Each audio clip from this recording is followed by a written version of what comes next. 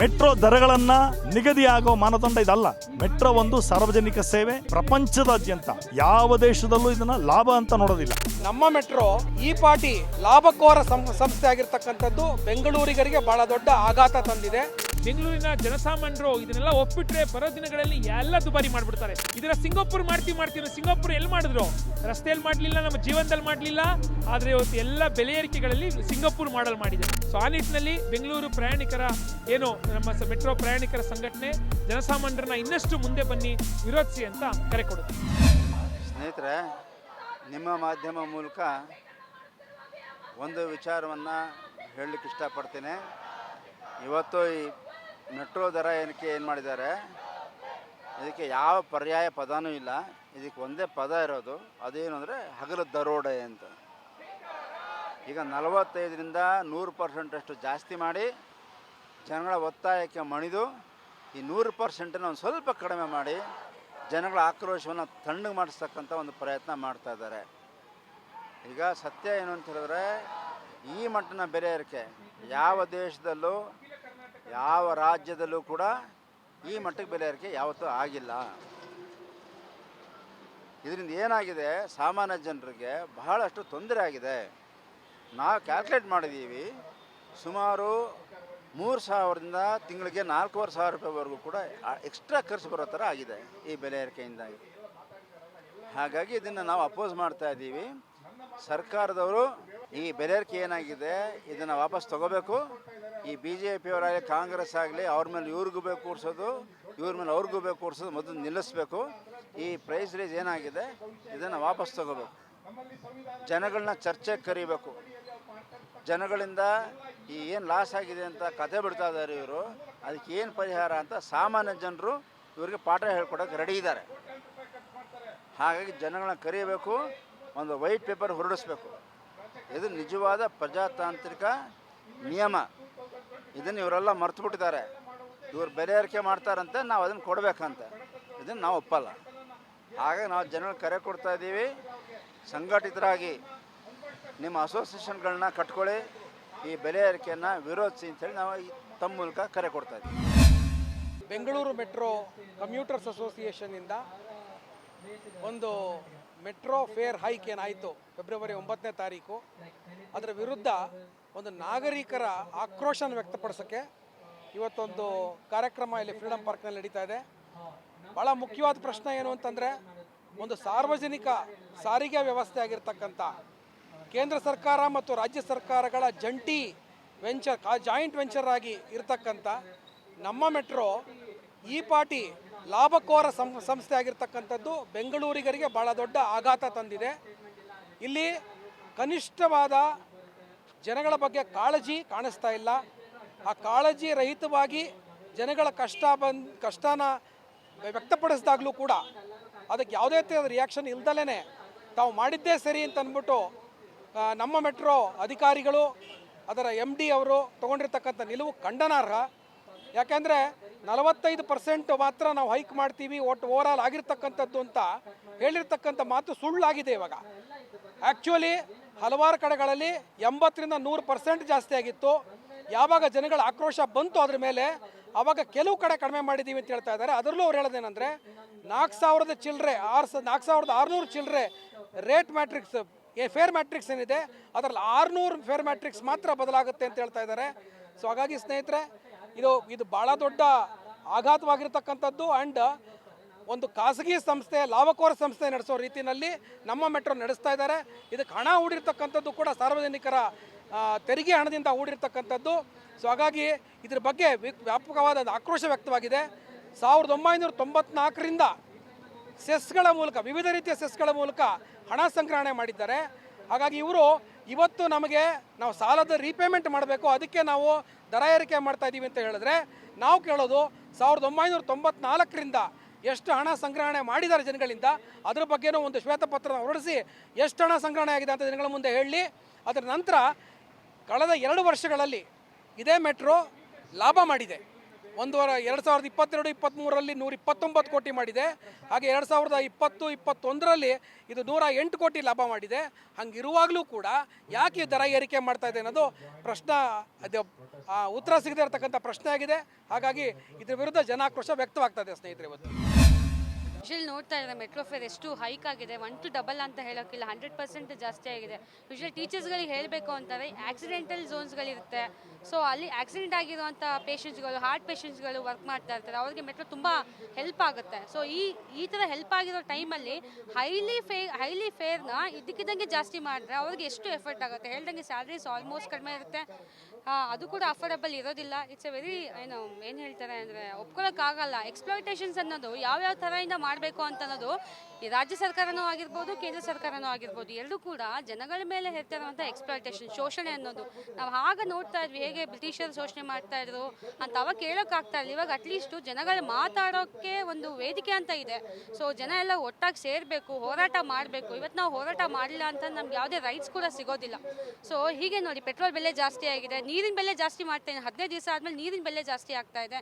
ಅದು ನೋಡಿ ಟೈಮ್ ನೋಡಿಕೊಂಡೆ, ಸಮ್ಮರ್ ಇದೆ, ಸಮ್ಮರಲ್ಲಿ ನೀರು ಬೇಕೇ ಬೇಕು. ಅಂಥ ಟೈಮಲ್ಲೇ ಕೂಡ ಇವರು ಎಲ್ಲನೂ ಜಾಸ್ತಿ ಮಾಡಿದಾಗ ಏನಾಗುತ್ತೆ, ಜನಗಳನ್ನು ಬೈ ಮಾಡಲೇಬೇಕಾಗುತ್ತೆ, ತೊಗೊಳ್ಳೇಬೇಕಾಗುತ್ತೆ. ನೀರು ಕುಡ್ದೇನೆ ಜನ ಇರೋಕ್ಕಾಗಲ್ಲ. ಅದೇ ರೀತಿ ಸಮ್ಮರಲ್ಲೂ ಕೂಡ ಟ್ರಾಫಿಕ್ ಸಿಕ್ಕಾಪಟ್ಟೆ ಜಾಸ್ತಿ ಆಗುತ್ತೆ. ಈ ಥರ ಟ್ರಾಫಿಕ್ ಸಿಕ್ಕಾಪಟ್ಟೆ ಜಾಸ್ತಿ ಆದಾಗ ಪೊಲ್ಯೂಷನ್ ಜಾಸ್ತಿ ಆಗುತ್ತೆ. ಪೊಲ್ಯೂಷನ್ಸ್ ಕಂಟ್ರೋಲ್ ಮಾಡಬೇಕು ಅಂತಲೇ ಗೌರ್ಮೆಂಟ್ ಹೇಳಿ ಸೈಂಟಿಫಿಕಲಿ ಮೂವ್ ಮಾಡೋ ಬದಲು ಅನ್ಸೈಂಟಿಫಿಕಲ್ ಆಗಿ ಎಲ್ಲ ಪ್ರೋಗ್ರೆಸಿವ್ನ ಮಾಡ್ತಾ ಇದ್ದಾರೆ. How can we accept as a public? ಇದನ್ನು ಕೇಳಲೇಬೇಕು. ಇವತ್ತು ನಾವು ಕೇಳಲಿಲ್ಲ ಅಂತಂದರೆ we have to pay at least. ಇವಾಗ 4% ಏನಿದೆ, ಲೈಕ್ ಈಗ 1%ಇಂದ ನಾವು 4% ಅಂತ ಅಂದ್ಕೊಂಡ್ರೆ ನೆಕ್ಸ್ಟ್ 10%. ಸೊ ಅಂದರೆ ನಾವು ಅದೇ ಹೇಳಿದ್ದೀವಲ್ಲ, ಸ್ಯಾಲ್ರಿನೆಲ್ಲ ನಾವು ಅಲ್ಲಿಗೆ ಮಾಡೋಂಗೆ ಆಗುತ್ತೆ. ಹಾಗಾದ್ರೆ ಇಲ್ಲ ಒಂದು ಕೆಲಸ ಚೇಂಜ್ ಮಾಡಬೇಕು, ಇಲ್ಲ ಅಂತಂದರೆ ಮೆಟ್ರೋ ಬಿಡಬೇಕು. ಸೊ ಅಫ್ಕೋರ್ಸ್ ಮೆಟ್ರೋ ಬಿಟ್ಟರೆ ನಮಗೇನು ಪರಿಹಾರ ಇಲ್ಲ. ಪರಿಹಾರ ಇರೋದು ಒಂದೇ, ವೆಹಿಕಲ್ಸು. ಅಷ್ಟು ಟ್ರಾಫಿಕ್ ಜಾಮಲ್ಲಿ ನಾವು ಓಡಾಡಬೇಕು. ಪೊಲ್ಯೂಷನ್ಸು ಕೂಡ ಅಷ್ಟೇ, ಪಾಪ್ಯುಲೇಷನ್ಸು ಅಷ್ಟೇ. ಇದನ್ನೆಲ್ಲ ಸುತ್ತುವರೆದಂಗೆ ನೋಡಿಕೊಂಡೆ ಅವರು ಅದೇ ಟೈಮಲ್ಲಿ ಇನ್ಕ್ರೀಸ್ ಮಾಡಿದರೆ it is really affected to the human life. ಅದರಿಂದ ನಾವು ಈಸಿಯಾಗಿ ಲೈಫ್ನ ಲೀಡ್ ಮಾಡೋಕ್ಕೆ ಸಾಧ್ಯನೇ ಇಲ್ಲ.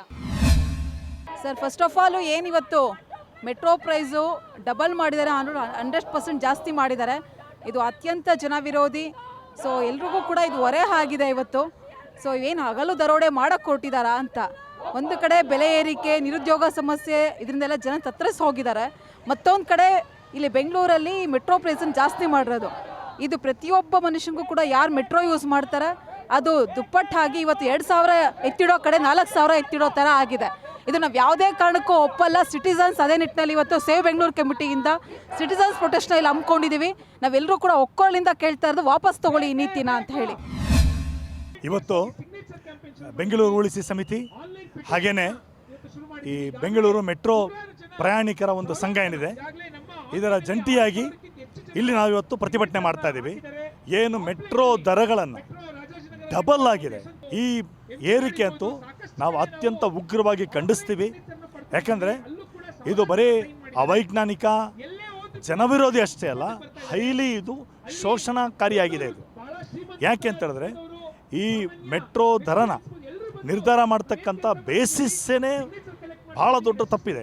ಈಗ ಅವರು ಮೆಟ್ರೋ ಕಳೆದ ವರ್ಷ 130 ಕೋಟಿ ಲಾಭ ಮಾಡಿದ್ದಾರೆ. ಹಾಗಾದ ಮೇಲೂ ಕೂಡ ಈಗ ಮತ್ತೆ ಜಾಸ್ತಿ ಮಾಡಿದ್ದಾರೆ. ಯಾಕೆ ಮಾಡಿದ್ದಾರೆ ಅಂದರೆ, ಒಬ್ಬ ಮಂತ್ರಿಗಳೇ ಹೇಳಿದ್ದಾರೆ, ವಿದೇಶದಿಂದ ನಾವೇನು ಸಾಲಗಳ ತೊಗೊಂಡಿದ್ದೀವಿ ಬೇರೆ ಬೇರೆ ಕಂಪನಿಗಳಿಂದ, ಅಸಲು ಬಡ್ಡಿ ದಿನಕ್ಕೆ 2 ಕೋಟಿ ರೂಪಾಯಿ ಕೊಡಬೇಕು ಇವರು. ದಿನಕ್ಕೆ 2 ಕೋಟಿ ಅಂದರೆ ಈ ವರ್ಷ 770 ಕೋಟಿ ಕೊಡಬೇಕಾಗ್ತದೆ. ಆದ್ದರಿಂದ ಇವರು ಏನು ಮಾಡಿದ್ದಾರೆ, ದಿನದ ಆದಾಯ 3 ಕೋಟಿ ಆಗಬೇಕು ಅಂತ ಇದನ್ನು ಜಾಸ್ತಿ ಮಾಡಿದ್ದಾರೆ. ಇಲ್ಲಿ ಈ ಒಂದು ಮಾನದಂಡನೇ ಅತ್ಯಂತ ಉಗ್ರವಾಗಿ ಖಂಡಿಸ್ತೀವಿ ನಾವು. ಯಾಕಂದರೆ ಇದೇ ಮಾನದಂಡದ ಮುಂದುವರೆದ್ರೆ ಇನ್ನೊಂದು 5 ವರ್ಷಕ್ಕೆ BMRCL 2,800 ಕೋಟಿ ಕೊಡಬೇಕಾಗ್ತದೆ. ಅಂದರೆ ಆವಾಗ ದಿನದ ಆದಾಯ 7 ಕೋಟಿ ಆಗಬೇಕಾಗ್ತದೆ. ಅರೆ ಇವಾಗೇನ ಮೆಟ್ರೋ ರೇಟ್ಸ್ ಇದೆ, ಇದಕ್ಕೆ 4 ಪಟ್ಟು ಜಾಸ್ತಿ ಆಗ್ತದೆ. ಇದು ಒಪ್ಪಕ್ಕೆ ಸಾಧ್ಯನಾ ನಾವು? ಯಾಕಂದರೆ ಮೆಟ್ರೋ ದರಗಳನ್ನು ನಿಗದಿಯಾಗೋ ಮಾನದಂಡ ಇದಲ್ಲ. ಮೆಟ್ರೋ ಒಂದು ಸಾರ್ವಜನಿಕ ಸೇವೆ. ಪ್ರಪಂಚದಾದ್ಯಂತ ಯಾವ ದೇಶದಲ್ಲೂ ಇದನ್ನು ಲಾಭ ಅಂತ ನೋಡೋದಿಲ್ಲ. ನನ್ನ ಹೆಸರು ಹೇಮಾವತಿ ಅಂತ ಹೇಳಿ ಅಡ್ವೊಕೇಟ್ ಆಗಿ ವರ್ಕ್ ಮಾಡ್ತಾ ಇದ್ದೀನಿ. ಮೆಟ್ರೋ ದರ ಏನು ಏರಿಕೆ ಆಗಿದೆ ಇದು ತುಂಬ ಅವೈಜ್ಞಾನಿಕವಾಗಿದೆ. ತುಂಬ ಡಿಪೆಂಡ್ ಆಗಿದ್ವಿ ಮೆಟ್ರೋಗೋಸ್ಕರ ನಾವು. ಇವಾಗ ನಾವು ಅದೇ ಮೆಟ್ರೋನಲ್ಲಿ ಓಡಾಡೋದಕ್ಕೆ ಹೆಚ್ಚು ದುಡ್ಡು ಕೊಡಬೇಕಾಗಿದೆ. ಇವತ್ತು ಡೆಮೋಕ್ರೆಟಿಕ್ ಕಂಟ್ರಿನಲ್ಲಿ ಇದ್ರ ಬಗ್ಗೆ ಯಾವುದೇ ಥರದ ಚರ್ಚೆಗಳು ನಡೀದಿರಾನೆ ಏಕಾಏಕಿ ಜಾಸ್ತಿ ಮಾಡೋದನ್ನು ನಾವು ತುಂಬ ವಿರೋಧಿಸ್ತಾ ಇದ್ದೀವಿ. ಇವತ್ತು ಏನಕ್ಕೆ ಜಾಸ್ತಿ ಆಗ್ತಾ ಇದೆ ಅನ್ನೋದ್ರ ಬಗ್ಗೆ ಫಸ್ಟು ಚರ್ಚೆ ನಡಿಬೇಕಾಗಿತ್ತು. ಬಟ್ ಇದಕ್ಕೆ ಸುತ್ತುವರೆದಂಗೆ ಯಾವುದೇ ಚರ್ಚೆ ಆಗ್ದಂಗೆ ದಿಢೀರಂತ ಜಾಸ್ತಿ ಮಾಡಿದ್ದಾರೆ. ಇದು ನಮ್ಮ ಮೆಟ್ರೋನಾ ಅಥವಾ ದುಬಾರಿ ಮೆಟ್ರೋನಾ ಅಂತ ಹೇಳಿ ಪ್ರಶ್ನೆ ಬರ್ತಾ ಇದೆ.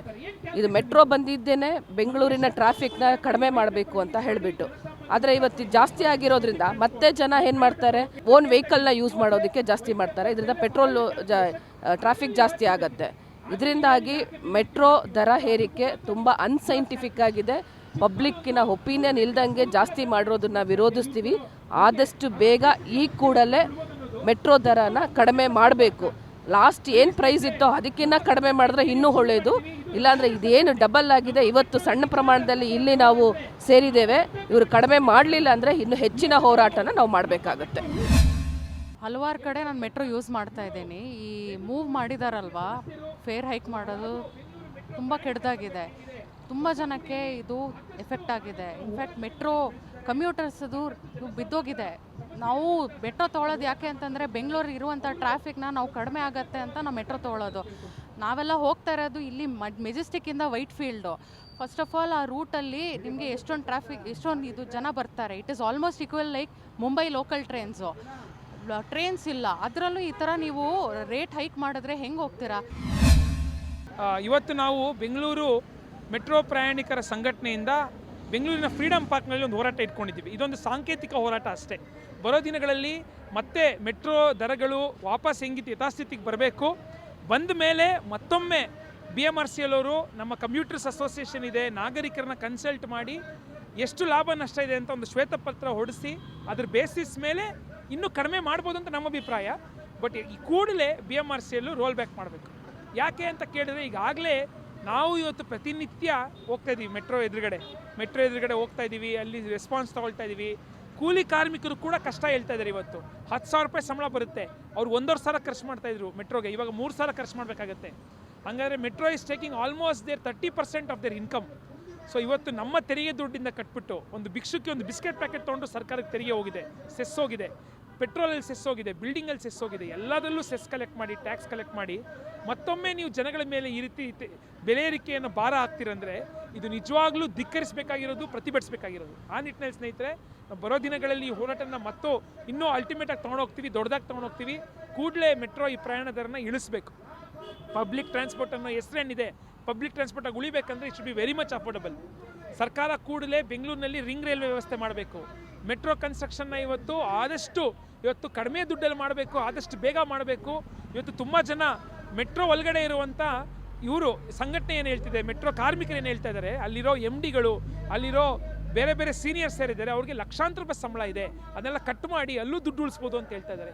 ಸೊ ಯಾವ ರೀತಿ ದುಡ್ಡು ಉಳಿಸ್ಬೇಕು ಅಂತ ಮೆಟ್ರೋನ ಯೋಚನೆ ಮಾಡಬೇಕು. ಕೂಡಲೇ ಮೆಟ್ರೋ ಪ್ರಯಾಣ ದರವನ್ನು ಇಳಿಸಿ ಜನಸಾಮಾನ್ಯರ ನೆರವಿಗೆ ಬರಬೇಕು. ಕೇಂದ್ರ ಸರ್ಕಾರ, ರಾಜ್ಯ ಸರ್ಕಾರ ಇಬ್ಬರೂ ಕೂಡ ಇವತ್ತು ಜನಪರ ಯೋಚನೆ ಮಾಡಬೇಕು. ಇಬ್ಬರು ಕೂಡ ರಾಜಕೀಯ ಕೆಸರಾಟ ಮಾಡ್ತಾ ಇದ್ದಾರೆ. ಇವ್ರು ಅವ್ರ ಮೇಲೆ, ಇವ್ರ ಮೇಲೆ, ಎಲ್ಲಾದರೂ ಇವರಿಬ್ಬರು ಹೌದು ಕಷ್ಟ ಆಗಿದೆ ಜನಸಾಮಾನ್ಯರಿಗೆ ಅಂತ ಮಾತಾಡ್ತಾ ಇಲ್ಲ. BMRCL MD ಒಂದು ಮಾತು ಕೂಡ ಅವರು ಜನಗಳಿಗೆ ಕಷ್ಟ ಆಗಿದೆ ಅಂತ ಮಾತಾಡಿಲ್ಲ. ಒಪ್ಕೊಂಡ್ರು 100% ಜಾಸ್ತಿ ಮಾಡಿದ್ದೇವೆ ಅಂತ. ಪೇಪರ್ ಸ್ಟೇಟ್ಮೆಂಟಲ್ಲಿ 45%, ಅಲ್ಲಿ ನೋಡಿದ್ರೆ 100% ಜಾಸ್ತಿ ಆಗಿದೆ. ಸೊ ಇದನ್ನು ನಾವು ಕಡಾಖಂಡಿತವಾಗಿ ಒಪ್ಪಬಾರ್ದು. ಬೆಂಗಳೂರಿನ ಜನಸಾಮಾನ್ಯರು ಇದನ್ನೆಲ್ಲ ಒಪ್ಪಿಟ್ರೆ ಬರೋ ದಿನಗಳಲ್ಲಿ ಎಲ್ಲ ದುಬಾರಿ ಮಾಡಿಬಿಡ್ತಾರೆ. ಇದರ ಸಿಂಗಾಪುರ್ ಮಾಡ್ತೀವಿ. ಸಿಂಗಾಪುರ್ ಎಲ್ಲಿ ಮಾಡಿದ್ರು? ರಸ್ತೆಯಲ್ಲಿ ಮಾಡಲಿಲ್ಲ, ನಮ್ಮ ಜೀವನದಲ್ಲಿ ಮಾಡಲಿಲ್ಲ. ಆದರೆ ಇವತ್ತು ಎಲ್ಲ ಬೆಲೆ ಏರಿಕೆಗಳಲ್ಲಿ ಸಿಂಗಾಪುರ್ ಮಾಡಲ್ ಮಾಡಿದ್ದಾರೆ. ಸಿಂಗಾಪುರ್ ಮೆಟ್ರೋ ಇಷ್ಟು ರೇಟ್ ಇದೆ ಅಂತ ಇವತ್ತು ಎಲ್ಲ ಬರ್ತಾ ಇದೆ TV. ಸೊ ಆ ನಿಟ್ಟಿನಲ್ಲಿ ಬೆಂಗಳೂರು ಪ್ರಯಾಣಿಕರ ನಮ್ಮ ಮೆಟ್ರೋ ಪ್ರಯಾಣಿಕರ ಸಂಘಟನೆ ಜನಸಾಮಾನ್ಯರನ್ನ ಇನ್ನಷ್ಟು ಮುಂದೆ ಬನ್ನಿ ವಿರೋಧಿಸಿ ಅಂತ ಕರೆ ಕೊಡುತ್ತೆ. ಯಾವುದೇ ಒಂದು ಸಾಮಾಜಿಕ ಬದ್ಧತೆ ಇರುವಂಥ ಒಂದು ಸಂಸ್ಥೆ BMRCL ಅಂತಲೇ ತಗೊಳ್ಳೋಣ. ಈಗ BMRCL ಆಗಿರ್ಬೋದು, BMTC ಆಗಿರ್ಬೋದು, KSRTC ಆಗಿರ್ಬೋದು, ಯಾವುದೇ ಸಂಸ್ಥೆ ಕೇಂದ್ರ ಸರ್ಕಾರದ ಕೆಳಗಿರ್ಬೋದು, ರಾಜ್ಯ ಸರ್ಕಾರಕ್ಕೆ ಸಂಬಂಧಪಟ್ಟಿರ್ಬೋದು, ಅವರಿಗೆ ಒಂದು ಸಾಮಾಜಿಕ ಬದ್ಧತೆ ಇದೆಯೋ ಇಲ್ವೋ? ಸಾಮಾಜಿಕ ಬದ್ಧತೆ ಇದೆ ಅಂತ ಹೇಳಿದ್ರೆ ಆವಾಗ ಸಮಾಜದಲ್ಲಿರ್ತಕ್ಕಂಥ ಜನಗಳ ಹಿತಾಸಕ್ತಿಯನ್ನು ಗಣನೆಗೆ ತಗೋಬೇಕೋ ತಗೋಬಾರ್ದು? ಸಾಮಾನ್ಯ ಜನಗಳ ಹಿತಾಸಕ್ತಿನ ಗಣನೆಗೆ ತಗೋಬೇಕು ಅಂತ ಹೇಳಿದ್ರೆ ಫಸ್ಟು ಮೀಟಿಂಗ್ ಕರಿಬೇಕು, ಫಸ್ಟು ಜನಸಾಮಾನ್ಯರನ್ನು ಕರಿಬೇಕು, ಅವರ ಪ್ರತಿನಿಧಿಗಳನ್ನ ಕರಿಬೇಕು, ಸಂಬಂಧಪಡುವಂಥ ಅಸೋಸಿಯೇಷನ್ಗಳನ್ನ ಕರಿಬೇಕು, ಚರ್ಚೆಯನ್ನು ಮಾಡಬೇಕು. ಯಾವ ಚರ್ಚೆ ಮಾಡಿದ್ದಾರೆ ಇವರು? ಫೀ ಫಿಕ್ಸೇಷನ್ ಕಮಿಟಿ ಅಂತ ಮಾಡಿದ್ದಾರೆ, ಅವರು ಡಿಕ್ಲೇರ್ ಮಾಡಿದ್ದಾರೆ, ಅವರು ಒಂದು ಟೈಮ್ ಕೊಟ್ಬಿಟ್ಟು ನಿಮ್ಮ ಅಭಿಪ್ರಾಯವನ್ನು ಕೊಡಿ ಅಂತ ಹೇಳಿದ್ದಾರೆ. ಜನಗಳು ಏನು ಅಭಿಪ್ರಾಯ ಕೊಟ್ಟರೋ, ಏನು ಅಭಿಪ್ರಾಯ ಕೊಟ್ಟಿಲ್ವೋ, ಏನನ್ನು ಗಣನೆಗೆ ತೊಗೊಂಡ್ರೋ, ಏನು ಗಣನೆಗೆ ತೊಗೊಳಿಲ್ವೋ, ಕೊನೆಗೆ ಇವರು ಇನ್ಕ್ರೀಸ್ ಅಂತ ಮಾಡಾಕ್ಬಿಟ್ರು. ಕೊನೆಗೆ ಇದನ್ನು ಒಂದು ಪ್ರಜಾತಂತ್ರದ ರೂಢಿ ಆಚರಣೆ ಅಂತ ಯಾರು ಕರೀತಾರೆ ಇದನ್ನು. ಸೊ ಅದಕ್ಕೆ ನಾವು ಹೇಳ್ತಾ ಇರೋದೇನು ಅಂತ ಹೇಳಿದ್ರೆ, ಫಸ್ಟು ನೀವು ವಿಡ್ರಾ ಮಾಡಿ. ಈಗ ವಿಡ್ರಾ ಮಾಡಿದ ಮೇಲೆ ನಿಮಗೆ ಏನೇನು ಕಷ್ಟಗಳಾಗ್ತಿದೆ ಅನ್ನುವಂಥದ್ದು ಒಂದು ಮೀಟಿಂಗ್ ಕರೀರಿ. ಜನಗಳ ಪ್ರತಿನಿಧಿಗಳು ಬರಲಿ, ಅವರು ಮಾತುಕತೆಗಳಾದ ಮೇಲೆ ಅದರ ಆಧಾರದ ಮೇಲೆ ನೀವು ತೀರ್ಮಾನ ಮಾಡಬೇಕು. Otherwise what is the transparency you have? ಜನಗಳ ಅಭಿಪ್ರಾಯ ಕೊಟ್ಟರಂತೆ ಇವರು ತಿರಸ್ಕಾರ ಮಾಡಿದ್ದಾರೆ, ಆಮೇಲೆ ಇನ್ಕ್ರೀಸ್ ಮಾಡಿದ್ದಾರೆ. ದಿಢೀರ್ ಫೇರ್ ಹೈಕ್ ಏನಾಗಿದೆ, BMRCL ಸಡನ್ ಫೇರ್ ಹೈಕ್ ಮಾಡಿದ್ದಾರೆ, ಅದನ್ನು ವಾಪಸ್ ಮಾಡಬೇಕು. ಯಾಕಂದರೆ ಫಾರ್ ಎಕ್ಸಾಂಪಲ್ ನಾನು ಒಂದು student, I am studying in MES degree. ನಾನು ಸ್ಯಾಂಡಲ್ಸ್ ಆಫ್ ಫ್ಯಾಕ್ಟ್ರಿಯಿಂದ ಮೆಜೆಸ್ಟಿಕ್ಗೆ ಹೋಗಬೇಕಾದ್ರೆ ನನಗೆ 22 ರೂಪೀಸ್ ಆಗ್ತಾಯಿತ್ತು, ಈಗ ಸಡನ್ನಾಗಿ 40 ರೂಪೀಸ್ ಆಗ್ತಾಯಿದೆ. ಆಲ್ಮೋಸ್ಟ್ 80 to 85% ದಿಢೀರ್ ಹೈಕು. 40% to 45 ಅಂತ ಹೇಳಿದ್ದು ಎಲ್ಲ ಬೋಗಸ್ಸು. ಸೊ ಇದು ನಿಜವಾಗ್ಲೂ ಇನ್ಜಸ್ಟಿಸ್ ನಡೀತಾ ಇದೆ ಆ್ಯಂಡ್ ಕಾಮನ್ ಪೀಪಲ್ಗಂತೂ ತುಂಬ ಅಫೆಕ್ಟ್ ಆಗ್ತಾ ಇದೆ. ತಿಂಗಳ ಒಂದು 2000 ಮೆಟ್ರೋಗೆ ಅಂತ ಹೇಳಿದ್ರೆ ಈಗ ಅದು ಡಬಲ್ 4000 ಮೆಟ್ರೋಗೇನೆ ಇಡಬೇಕಾಗತ್ತೆ. ಸೊ ಇದು ವಾಪಸ್ ಆಗಬೇಕು. Government should take the fare hike back ಅಂತ ಕೇಳ್ಕೊಳ್ತೀನಿ ನಾನು. ನಾವು ಒಂದು ಯುವಜನ ಸಂಘಟನೆಯಾಗಿ, all India democratic youth organisation ಆಗಿ, ಇವತ್ತು ಲಕ್ಷಾಂತರ ಯುವಕರು ಉದ್ಯೋಗಗಳಿಲ್ಲದೆ ಅನ್ಸರ್ಟನಿಂದ ಬದುಕ್ತಾರೆ. ಯಾವಾಗ ಜಾಬ್ ಕಳ್ಕೊಳ್ತೀವಿ ಅಂತ ಬದುಕ್ತಾರೆ. ಸಂಬಳಗಳು ಇನ್ಕ್ರೀಸ್ ಆಗಲ್ಲ. ಮೆಜಾರಿಟಿ ಹುಡುಗರು ಯಂಗ್ಸ್ಟರ್ಸು 10, 15, 20 ಸಾವಿರ ರೂಪಾಯಿ ಒಳಗಡೆ ದುಡಿಯೋ ಜನ. ಇವರು ಆ ದುಡಿದಿದ್ದ ಅಮೌಂಟನ್ನು ಆಸ್ಪತ್ರೆಗಳಿಗೆ ಇಡಬೇಕೋ, ಅಥವಾ ಅಕ್ಕಿ ಬೇಳೆ ಕೊಂಡ್ಕೋಬೇಕೋ, ಅಥವಾ ಶಿಕ್ಷಣಕ್ಕೆ ಇಡಬೇಕೋ, ಪೆಟ್ರೋಲಿಗೆ ಖರ್ಚು ಮಾಡಬೇಕೋ ಅನ್ನೋ ಡಿಸ್ಟರ್ಬೆನ್ಸಲ್ಲಿ ಇರಬೇಕಾದ್ರೆ ಈ ಥರ ಸಾರ್ವಜನಿಕ ಸಾರಿಗೆನ ಇನ್ನೂ ಕಡಿಮೆ ಮಾಡಬೇಕು, ಅವ್ರಿಗೆ ಅನುಕೂಲ ಮಾಡ್ಕೊಡೋ ನಿಟ್ಟಾಗೆ. ಅದು ಬಿಟ್ಟು ಇವಾಗ ಇನ್ನೂ ಜಾಸ್ತಿ ಮಾಡಿರೋದ್ರಿಂದ ಇನ್ನೂ ಹೆಚ್ಚು ಹೊರೆ ಆಗುತ್ತೆ. ಮೆಜಾರಿಟಿ ಯುವ ಜನರು ಇದನ್ನು ತ್ಯಜಿಸ್ತಾರೆ. ಅವರು ಬೇರೆ ಆಲ್ಟರ್ನೇಟ್ ಹುಡುಕೋತಾರೆ. ಕೊನೆಗೆ 2 ವೀಲರ್ಗೆ ಮೇಲೆ ಅಥವಾ ವೈಯಕ್ತಿಕ ವಾಹನಗಳ ಮೇಲೆ ಡಿಪೆಂಡ್ ಆಗ್ತಾರೆ. ಆ ಸಂದರ್ಭದಲ್ಲಿ ಇವರು ಮೂಲಭೂತವಾಗಿ ಏನೋ ಮೆಟ್ರೋ ಕಟ್ಟಬೇಕಾದ್ರೆ ಹೇಳಿದರು, ಟ್ರಾಫಿಕ್ ಸಮಸ್ಯೆನ ಪರಿಹಾರ ಮಾಡ್ತೀವಿ, ಅದಕ್ಕೋಸ್ಕರ ಮೆಟ್ರೋನ ಎಲ್ಲ ಕಡೆನೂ ಹರಿಸ್ತೀವಿ ಅಂತೇಳಿ. ಅದಕ್ಕೆ ವಿರುದ್ಧವಾಗಿ ಇವಾಗ ಮತ್ತೆ ಟ್ರಾಫಿಕ್ ಜಾಮ್ಗೆ ಇವರು ಮತ್ತೆ ಎಡೆ ಮಾಡಿಕೊಡ್ತಿದ್ದಾರೆ. ಜೊತೆಗೆ ನಾವು ಯುವಕರಲ್ಲಿ ಕೇಳ್ಕೊಳ್ತಿರೋದು, ನಮ್ಮ ಸಂಬಳಗಳು ಜಾಸ್ತಿ ಆಗೋದಿಲ್ಲ, ಎಲ್ಲ ಅಗತ್ಯ ಸೌಲಭ್ಯಗಳು ಜಾಸ್ತಿ ಆಗ್ತಾಯಿದೆ. ಇಂಥ ಸಂದರ್ಭದಲ್ಲಿ ಎಲ್ಲ ಯುವ ಜನರು ಕೂಡ ಇದನ್ನು ಒಕ್ಕೊರ್ಲಿಂದ ವಿರೋಧಿಸಬೇಕು, ಇದನ್ನು ಪ್ರತಿಭಟಿಸಬೇಕು. ಎಲ್ಲ ಜನಸಾಮಾನ್ಯರ ಜೊತೆಗೆ ಯುವಕರು ಕೂಡ ಒಂದಾಗಿ ಇದನ್ನು ವಿರೋಧಿಸಬೇಕು ಅಂತಂದೇಳಿ ಕೇಳ್ಕೊತಾ ಇದ್ದೀವಿ ಸರ್. ನಮಸ್ಕಾರ, ನನ್ನ ಹೆಸರು ಧ್ರುವ ಅಂತ. ನಾನು ಒಬ್ಬ ಸ್ಟೂಡೆಂಟು BMS ಇಂಜಿನಿಯರಿಂಗ್ ಕಾಲೇಜ್ನಲ್ಲಿ ಓದ್ತಾ ಇರೋದು. On behalf of the entire student community ಯಾರ್ಯಾರು ಮೆಟ್ರೋ ಉಪಯೋಗಿಸ್ತಾ ಇದ್ದಾರೋ, ನಿಯರ್ಲಿ 30% ಜನ ಯಾರು ಮೆಟ್ರೋ ಉಪಯೋಗಿಸ್ತಾರೋ ಅವರೆಲ್ಲ ಸ್ಟೂಡೆಂಟ್ಸು. ಈ ಸ್ಟೂಡೆಂಟ್ ಕಮ್ಯುನಿಟಿಗೆ ಈ ಒಂದು ಪ್ರೈಸ್ ಹೈಕ್ ಮಾಡಿರೋದು ಬಹಳ ತೊಂದರೆಯಾಗಿದೆ. ಎಷ್ಟು ಜನ ಸ್ಟೂಡೆಂಟ್ಸ್ಗೆ ಇದು ಬಹಳ ತೊಂದರೆ ಆಗಿದೆ. ಪ್ರತಿದಿನ ನಾವು 80, 90, 100 ರೂಪೀಸ್ ಒನ್ ವೇ ನಾವು ಪೇ ಮಾಡಿ, 200 ರೂಪೀಸ್ 2 ವೇ ದುಡ್ಡು ಪೇ ಮಾಡಿ ನಾವು ಮೆಟ್ರೋ ಉಪಯೋಗಿಸೋಕ್ಕೆ ನೋಡ್ತಾ ಇದ್ದೀವಿ. ಅದು ತುಂಬ ಒಂದು ಪ್ರಶ್ನೆ ರೇಸ್ ಮಾಡಿದ್ದೀವಿ. ದಯವಿಟ್ಟು ಅದನ್ನು ವಾಪಸ್ ರೋಲ್ ಬ್ಯಾಕ್ ಮಾಡಿ ಸ್ಟೂಡೆಂಟ್ಸಿಗೆ ಸ್ಪೆಸಿಫಿಕ್ ಆಗಿ ಸ್ಟೂಡೆಂಟ್ ಪಾಸಸ್ನ ಮಾಡಿ. BMTCಗೆ ನಾವು ಶಿಫ್ಟ್ ಆಗೋ ಪ್ಲ್ಯಾನ್ ಮಾಡ್ತಾ ಇದ್ದೀವಿ. ಆದರೂ ಅದು ಎಷ್ಟು ಇನ್ಕನ್ವೀನಿಯಂಟ್ ಆಗಿರುತ್ತೋ ಅಥವಾ ಟ್ರಾಫಿಕ್ ಪ್ರಾಬ್ಲಮ್ಸ್ ಇರುತ್ತೋ ನಮಗೆ ಸಿಟಿನಲ್ಲಿ, ಮೆಟ್ರೋಯಿಂದ ಅವೇ ಹೋಗೋಕ್ಕೆ ನೋಡ್ತಾ ಇದ್ದೀವಿ. ಯಾಕೆ ಅಂತಂದರೆ ನೀವೆಲ್ಲ ಈ ಪಬ್ಲಿಕ್ ಟ್ರಾನ್ಸ್ಪೋರ್ಟ್ ಪಾಲಿಸಿನ ಉಪಯೋಗಿಸೋ ಬದಲು you are pulling all the students away from public transport. ಆದ್ದರಿಂದ ನಮಗೆ ಆದಷ್ಟು ಮೆಟ್ರೋನ ಉಪಯೋಗಿಸ್ಲಿಕ್ಕೆ ಕನ್ವೀನಿಯೆಂಟ್ ಮಾಡಿಕೊಡಿ, ಪ್ರೈಸಸ್ನ ಕಡಿಮೆ ಮಾಡಿಕೊಡಿ, ಸ್ಟೂಡೆಂಟ್ ಪಾಸಸ್ನ ಮಾಡಿಸ್ಕೊಡಿ. BMTCನಲ್ಲಿ ಸ್ಟೂಡೆಂಟ್ ಪಾಸಸ್ ಇದೆ, ಡೈಲಿ ಪಾಸಸ್. ಇದು ಎಕ್ಸಾಮ್ ದಿನ ಎಲ್ಲ ಏನೇನಿದೆ ನಮಗೆ ಫ್ರೀಯಾಗಿ ಟ್ರಾನ್ಸ್ಪೋರ್ಟ್ ಕೊಡೋಕ್ಕೆ ಮಾಡ್ತಾರೆ. ಹಾಲ್ ಟಿಕೆಟ್ ತೋರಿಸಿದ್ರೆ ಸಾಕು, ನಮಗೆ ಟ್ರಾನ್ಸ್ಪೋರ್ಟ್ ಉಪಯೋಗಿಸ್ಕೋಬೋದು ಬಸ್ಸಸ್ಗಳನ್ನು. ಅದೇ ಥರ ನಾವು ಮೆಟ್ರೋನಲ್ಲೂ ಕೂಡ ಸ್ಟೂಡೆಂಟ್ ಪಾಸಸ್ನ ಮಾಡಿಸ್ಕೊಡಿ. ಬಹಳ ಸ್ಟೂಡೆಂಟ್ ಕಮ್ಯುನಿಟಿಗೆ ಹೆಲ್ಪ್ಫುಲ್ ಆಗಿರುತ್ತೆ. ಮತ್ತಷ್ಟು ವಿಶೇಷ ವಿಡಿಯೋಗಳನ್ನು ನೋಡಲು ಮತ್ತು ಹೊಸ ವಿಡಿಯೋಗಳ ಬಗ್ಗೆ ತಿಳಿಯಲು eDina.com ಯೂಟ್ಯೂಬ್ ಚಾನೆಲ್ ಸಬ್ಸ್ಕ್ರೈಬ್ ಮಾಡಿ ಮತ್ತು ಬೆಲ್ ಐಕಾನ್ ಕ್ಲಿಕ್ ಮಾಡಿ.